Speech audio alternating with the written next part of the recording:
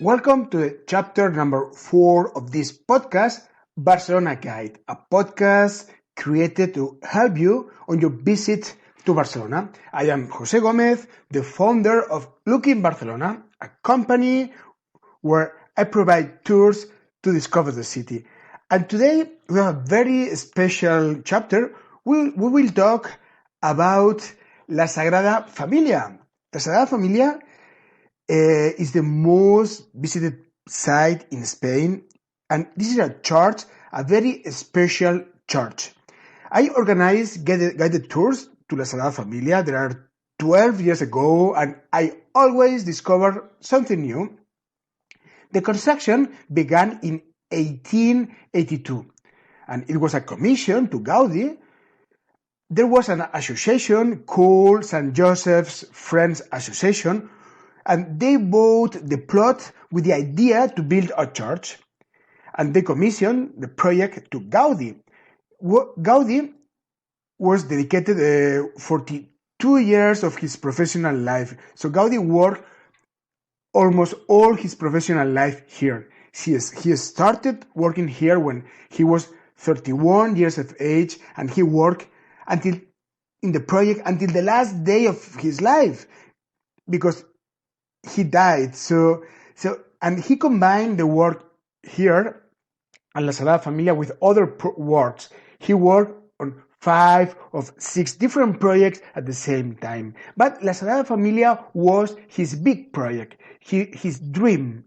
Gaudi was a strong Catholic man, and he wanted to build really a special church dedicated to God. So Sagrada Familia is full of symbols and anecdotes. My goal with this podcast is to help you in your visit to La Sagrada Familia. I want to give you my personal look and an introduction to this amazing church. So, okay, we can start. We will start with the Nativity Facade located on Carrer Marina. That's Catalan for Marina Street. The Nativity Facade refers to the first years of Jesus' life. This is the part of the basilica that Gaudi made during his lifetime. So before entering to the church, I recommend you to go to the garden, which is in front of this facade. The name is Plaza de Gaudi, that means Gaudi Square. From here, we have a very interesting view of the facade. And this is also one of the best places to take a picture as well. So from this garden, it's stunning to see that the facade is darker than the rest of the building. This is because this is the oldest part, and the stone is a sandstone, a local stone, and with time it gets dark with pollution. This sandstone is a stone that was used in Barcelona until the 60s, until 1960s. It is a stone from the quarry located in Montjuïc Hill. Let me talk you about the symbols that you can find from here. Some people on their first visit to La Sagrada Familia have a feeling of disorder, chaos, but everything changed when you have the explanations of the symbols. We realize then that everything has a meaning. From a distance, the facade seems to be a large cave with stalactites. It looks like also so as a sand castle. Yes, this is like if we are playing with sand at the beach. The 4 towers, the 4 big towers on the facade, are crowned with a multicolored ceramic decoration. The towers symbolize the bishops. If you look you will find the mitre, the episcopal ring. Its tower is like an episcopal stick. Bishops are the people whose mission is to follow, to continue the work of Jesus on earth. In the central part of the facade, you can also see a large cypress tree made of stone and ceramic. For Gaudi, cypress tree represents the symbol of eternal life and spiritually.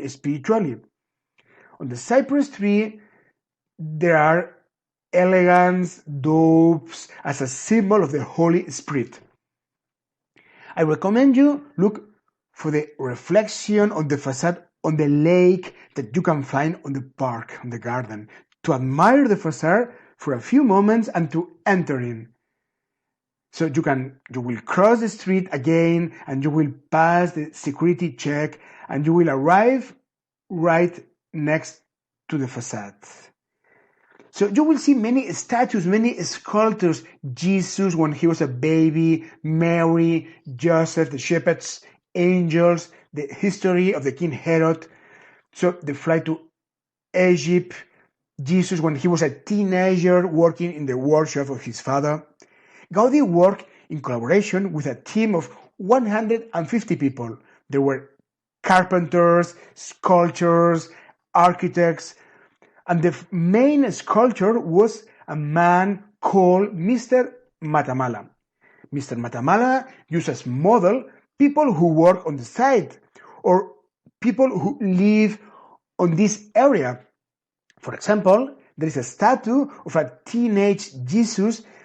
So the model was the teenager who was responsible to sweeping during the work, immortalized on the facade. I think that idea is amazing. So on the facade, you will see two large columns, one on each side of the main doors. If you look with more detail, you will see that they are palm trees. Up there, you will see branches. If you look with more detail at the base of each column, there is a turtle. In some cultures, the turtle support all the weight of humanity. So our turtles of La Sagrada Familia are carrying on their back all the weight of the temple. Yes, they are very strong. On the facade, there are statues of plants, animals, birds. The facade depicts the exuberance, life, springtime. This is that Gaudi wanted to depict the beginning of the life, the beginning of Jesus' life. The doors that leads to the inside from the Nativity Facade are in bronze, and they are very, very beautiful. So Etsuro Soto is a Japanese sculptor who did these doors. He was born in 1853, and since 1878, he has been working at the Sagrada Familia. Gaudi knew very well that La Sagrada Familia was a very big project, and he said, okay, I will start the work, but this is a work for future generations. Each generation have to leave something, so his trace. So that's why we can see many works by contemporary artists in the temple. So Gaudi left no instructions. He didn't leave anything on how to build these amazing doors. They are an interpretation of the Japanese artist Mr. Etsuro Soto. He's a great admirer of Gaudi's work. The doors reflect the two most important elements for Gaudi: color and nature. On the doors, you can see plants, flowers, and a lot of small animals, ladybugs, butterflies, turtles, spiders, centipede. Children enjoy a lot with these doors. They love to try to recognize all these small animals and touch them. On the doors, there are small round windows. The Catholic tradition says that we lost paradise. For Etsuro Soto, when the doors are closed, we can see the paradise through them. So for the artist, the inside represents the lost paradise. I love these doors. The Japanese artists have understood very well the spirit of La Sagrada Familia. He's very sensitive to nature like Gaudi's. And now we can enter to the inside through these doors. The interior is surprising. It's pure emotion. It has been more than 12 years since I organized guided tours to La Sagrada Familia, and I have seen many people be very moved when they enter. The interior is sober, elegant, and refined. It's different from any other churches that you have visited before. Inside, we can find two elements dear to Gaudi: nature and color. Light from the inside is beautiful. Natural light from the outside is colored by passing through the stained glass windows. These colors vary depending on the time and the season of the year, of course. Gaudi did the basilica from the east to the west, so this is why always inside is very well illuminated, and the sun is always illuminating the church. Stained glass windows is another contribution of a contemporary artist called Mr. Villagrau. If you look at the columns, they are like big trees. You can see the trunk, and in the upper part, branches and leaves. The altar is very special as well. You can see Jesus on the altar, and the position of Jesus is very original. He's depicted with bent legs. The sculptor who made Jesus, he studied the real position of people that were crucified at that time, and it was the real position of people. So, yes, normally Jesus is depicted in other position, but this is the real position. So above Jesus, there is a baldacchino that represents a crown. Hanging in the baldacchino, we also see grapes and wheat. They represent the Eucharisty, bread and wine. On the columns, we can see the 4 evangelists, the 12 apostles, and all dioceses of the world. Located in the upper part, there is the choir. There is a capacity of 1,000 singers. There were 1,000 singers for the inauguration ceremony in 2010. Currently, there are concerts, but obviously they are smaller because it's difficult to gather 1,000 singers, of course. The acoustics are beautiful. I had the opportunity to attend some concerts, and it was really moving. The inside was completed in 2010. There was a big inauguration. There were 8,000 people, and it was the Pope at that time, Benedict XVI, who held the inauguration ceremony, the King, the President of Spain, and a lot of important personalities of that time. The interior gives the feeling of being very modern. It's amazing to think that Gaudi designed it 90 years ago. He left the models from inside. Gaudi didn't like working with plans. He was a very special architect. He worked with three-dimensional models made by plaster. He left all the temple completed with models. But 10 years after his death, the Spanish Civil War arrived, and Gaudi's workshop was destroyed. Yes, we lost almost all his models, but Gaudi's team had taken pictures of all his models, and today, with all these pictures, we can continue his work. The Sagrada Familia is very rich in symbols and details. If you want to visit this church, I recommend you having a guide, a book, an audio guide, or being part of a guided tour. I do private guided tours as well, so I would be delighted to show you the temple. With my explanations, you will enjoy much more of the experience, sure. So we can follow our tour inside. I recommend you behind the altar and look through the big windows. You will see the crypt. A crypt is an underground church. It is a very big crypt, and there are mass every day in the crypt. You will see the altar, and on the left there is a block with white marble with candles. It is Gaudi's tomb. Yes, Gaudi is buried here. And now, if you're ready, we can go outside. for the other entrance, the Passion door, the Passion Facade.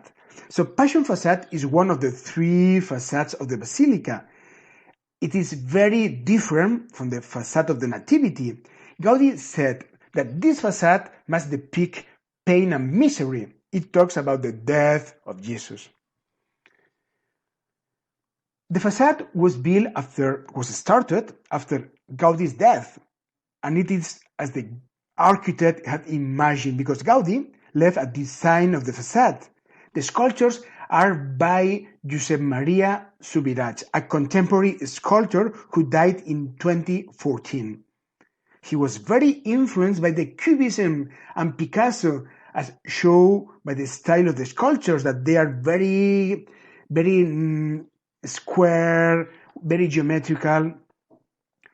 So also there are two large bronze doors, also by the sculptor Subirats. They symbolize an open book, the Bible, that talks about the last 3 days of Jesus' life. On the facade, from the left to the right and up, we can see the cross station, the last 3 days of Jesus. So the last dinner, Judas' kiss, Peter's the nail, Jesus with the cross, Veronique, the Roman centurion who pierces Jesus' side, Jesus on the cross, and Jesus' death. So on the statues, there is a man also, you can see a statue, and man looking on the right. That's Gaudi. Subirats, Mr. Subirats, the sculptor, wanted to represent the brilliant architect on the facade. We also see that there is a magic square. Why is it magic? Why it's magic? The magic square is a big square made of stone, and inside there are numbers. And why? Yes, why it's magic? Because inside there are numbers, and the addition is always 33. And why 33 is important? Because Jesus was 33 years of age when he died. So there are 3 large pillars on each side of the facade. They symbolize big bones. Gaudi was always inspired by nature, as you know. On the very top part of the facade, between the towers, there is a golden statue. It is Jesus who rises to heaven. Many people tell me that they prefer Nativity Facade, the first one. That's true that the Passion Facade is very sober, and the statues are very contemporary, very modern.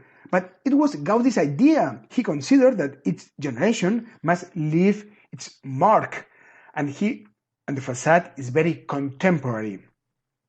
I think it's a very beautiful work, and it's very expressive. I think it's very interesting work. So, beside the facade, there is a school. Gaudi designed a school for the children of the workers. We said before that there were 150 workers with Gaudi. We can visit this school. There is a capacity of 150 children. Today there is not a school, there is a museum. And you can see that there are 3 classrooms. The school, actually, this is a very small building located outside the church. And you will notice that everything is carved, walls and ceiling. So you can go inside, and you will see inside some pictures of children playing and learning. The school worked until 1936. There is a very interesting picture that shows how Gaudi left the work, how he left La Sagrada Familia. And we can see just the Nativity Facade, but he did just the Nativity Facade. All the rest was done after his death. The corner school is a replica. The original was born during the Spanish Civil War, 1936 until 1939. And now you can visit the museum. This is very interesting as well, and it is located in the basement. You can see models, pictures, and an audiovisual document.